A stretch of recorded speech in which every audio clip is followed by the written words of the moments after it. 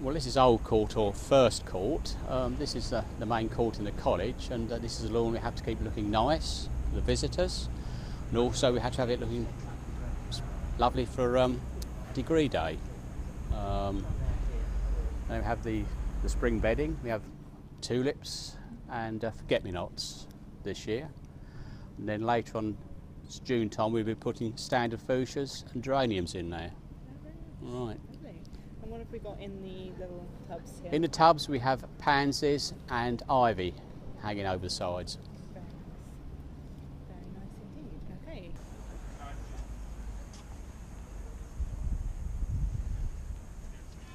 These are roses. They're a nice red colour. And they fell right into the winter. They've just been pruned, and they had mushroom compost put around them to hold the moisture and also feed them. And along the front we have catmint, which actually cats do tend to like rolling in. Oh really? Yeah, So yeah. we might catch Millie around here. Yeah, yeah.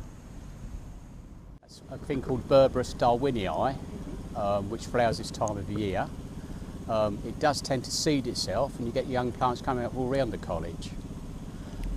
We also have a bit of bedding in front, and then we have the cherries, one cherry here and a cherry on the other side of the conifer here. And then the rest of it is herbaceous and shrubberies around here, herbaceous and shrubs. Is this quite shaded here then? It is on this side, yeah. All things that like being... Yeah, and then we have a lime tree down the bottom with some mistletoe growing in the top of it. Oh right. Yeah. There's a lot of mistletoe in the trees in Cambridge now. They do tend to like lime trees as well. I tend to like Library Court. And we have the nice south-facing border.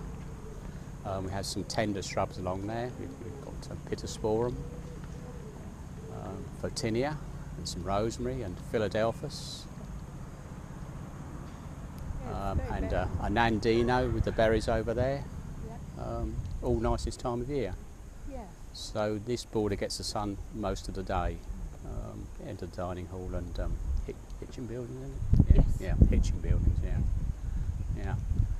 On the library side, it's where the Pitt statue is, it's more of a shaded area. So it's all shrubs that will tolerate shady conditions. Before the library extension was done, it used to be just grass growing here with a small border around the actual library. Oh, right. Yeah. Oh, well, this is lovely.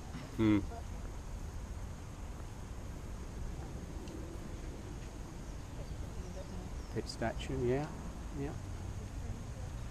Yes, when he came his finger was missing. Well, it came in a separate, it had to be stuck back on apparently.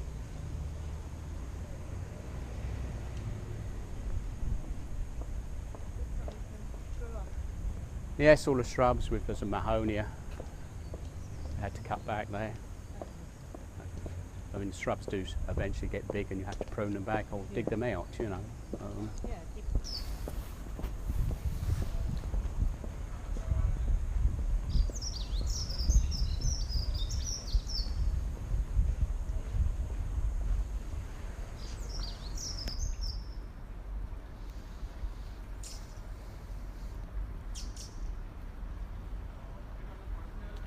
And then we have a little seated area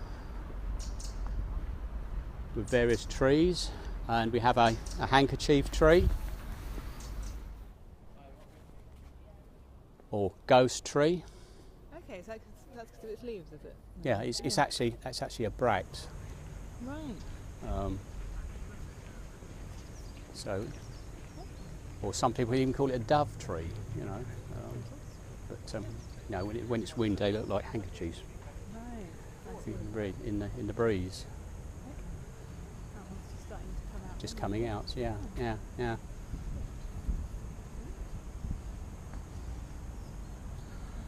many different types of plants.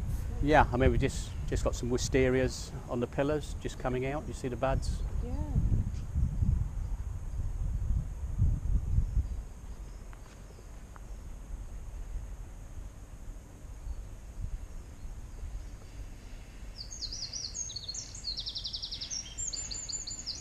Then we have our Clyanthus, or lobster claw. Oh, I wondered if that had an interesting name. And it's actually called lobster claw because it does look like a lobster's claw when you look at it. It does, yeah.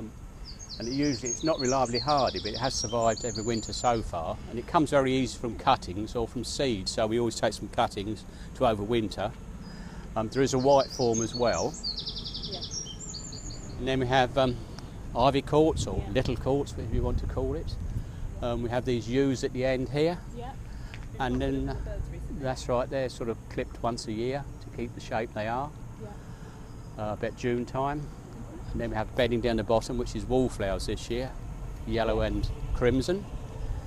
Do you kind of change what you have then? Between Yeah, years? yeah. And then in the summertime, we should be putting petunias in. So you try and keep things sort of So colourful. change that. Yeah, yeah, yeah. I mean, the garden committee usually do most of the picking, you know.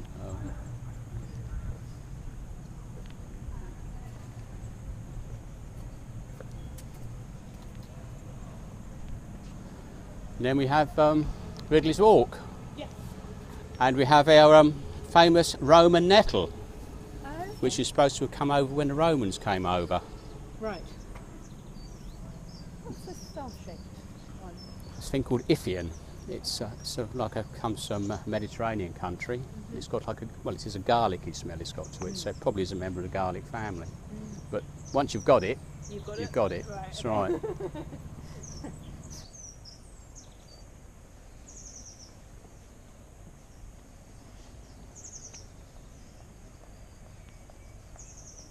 And then we have our the famous banana, which has been in the paper and Yeah. this and that, just coming back into life again. Yeah. New leaves coming on. It's very unusual, really, to have a banana Yeah, tree in a Cambridge college. yeah, yeah. Why do you have one? But this is supposed to be a tropical bed, or look like a tropical bed. Yeah. We've got the palm behind, which the banana rather stops the light getting to the palm. That originally came from Selwyn College. Okay. There's an offshoot cut off the one they've got. Right.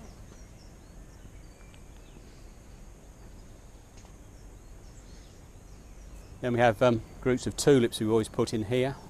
Yeah. Got the orange and the pink and the yellow. Yeah. Yeah. Well, those are very vibrant, isn't it? And the hedge, yep, that's this is the hedge that students, when they come out the bar after a fall bop, into. they tend to jump over or fall into, Right, so that hedge has seen some things. It has seems some time, yeah. Sometimes you find a mobile phone or something that's dropped out of their pockets in it,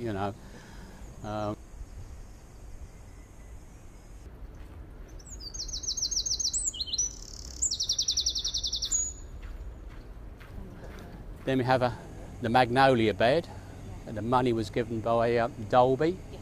Probably know all this, remembrance from Mr. Dewey.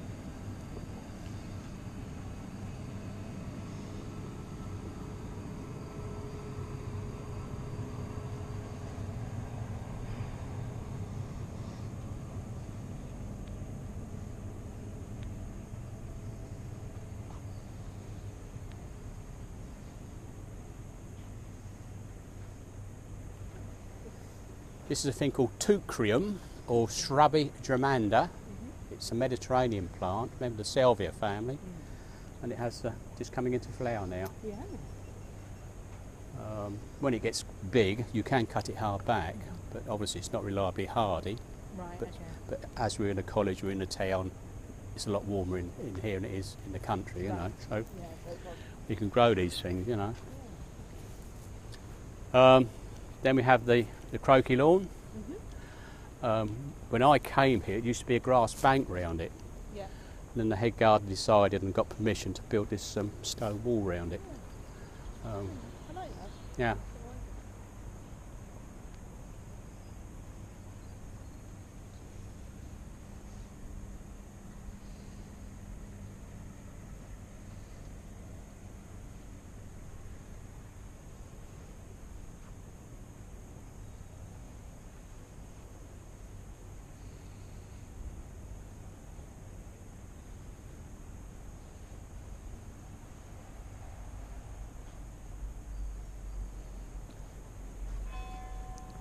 And we have some muscari, some grape hyacinths.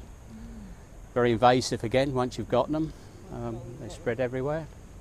I mean, this little plant here comes from New Zealand. It's actually a fuchsia. Oh, really? Yeah, it survived the winter. It's not reliably hardy, but I mean, we've had a mild winter, so. Yeah. Quite a lot of plants that are quite delicate. Yeah, this is another climber called a Kievia quinata, or the chocolate vine. It actually does smell of chocolate sometimes, but probably not today. Yeah.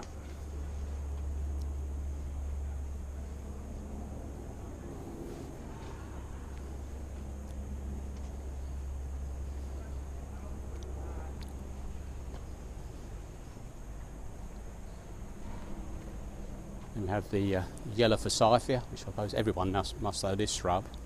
I don't think I do actually. It's quite common. What's its name? Forsythia. So we should have to prune this when it's finished flowering. Yeah. Yes, it's sticking its nose out, isn't it? Yeah.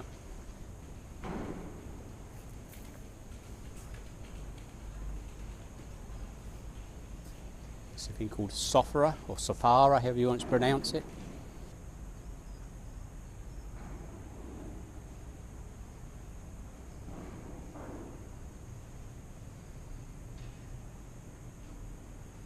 The birch is coming out, yeah. I mean, last year we went around and put a lot of nest boxes around the gardens and the hostels.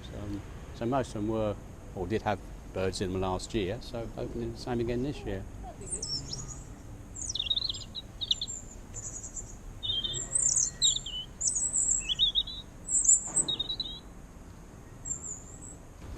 There were some wrens a bit in the garden this morning, really singing away. You know, they're a small bird, but they do make a lot of noise.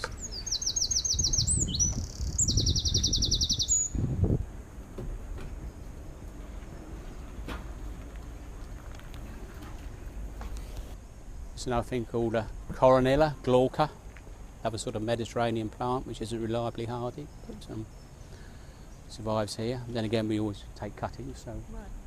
this is another wisteria.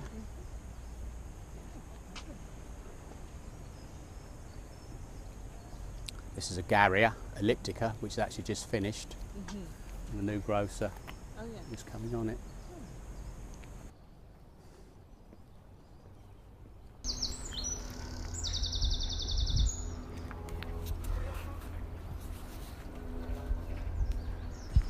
So this is the avenue. We have plane trees to the left and various trees to the right. Some of the trees on the right hand side were actually given by some of the fallows years ago. Okay.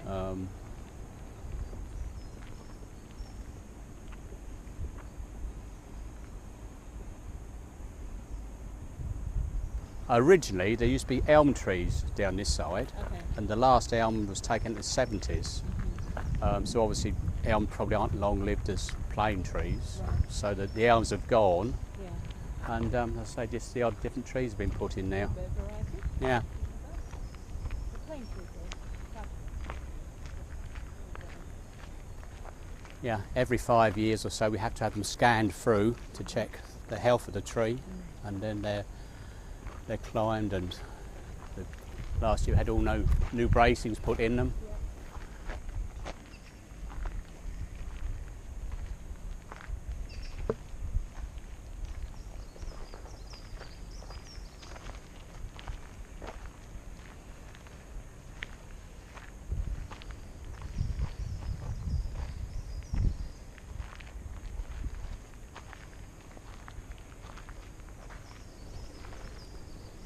Then we have the orchard with the mulberry, the Spencer mulberry. The tree in the middle on the mound over there. You see it just over there? Sorry. Which is supposed to have come from a cutting from Great St Mary's, if you read the history, but how it quite got to be called the Spencer mulberry. I know Spencer was a poet, but how it quite got. Yeah, the original one was, we took a cutting off the original one, and it was removed, and the cutting rooted was put on the mound. But really, when you put a mulberry in, that mound should be pulled right down and started on the ground level. And as it grows, you mound it up, because mulberries are a bit weak on their limbs. They tend to snap and break, so you build it up.